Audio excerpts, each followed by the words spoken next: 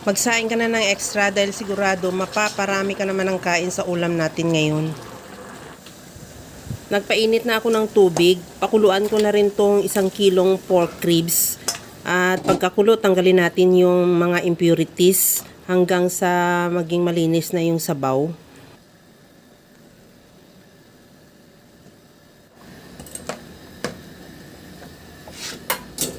Okay na tong ating sabaw. Ilagay ko na yung kamatis, sibuyas at luya.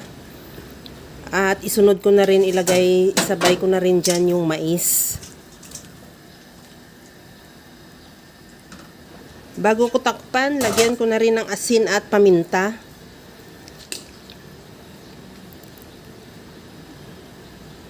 At lagyan ko na rin ng pamintang buo. Takpan ko na yan hanggang sa maglambot yung karni at the same time yung mais.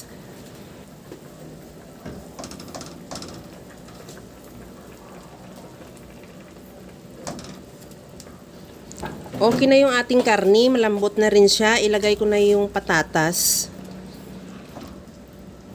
At takpan ko ulit hanggang sa maluto lang din yung patatas. Tikman ko na rin kung okay na yung timpla ng sabaw. Maglagay ako ng liquid seasoning, kahit anong seasoning available sa iyo pwede, o kaya patis, pwede rin na maglagay ka. At isunod ko na ilagay yung siling green at yung pichay.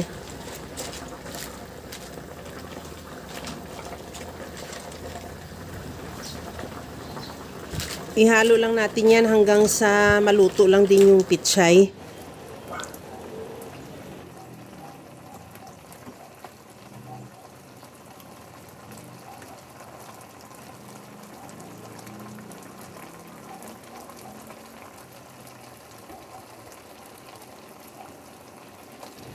Tikman ko ulit kung okay na yung sabaw. At okay na to, ready to serve na yung ating napakasarap na nilagang pork ribs with mais.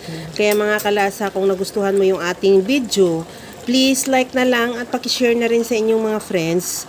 At kung bago ka pa lang sa aking channel, subscribe na at i-click mo na rin ang bell button para sa mga notification.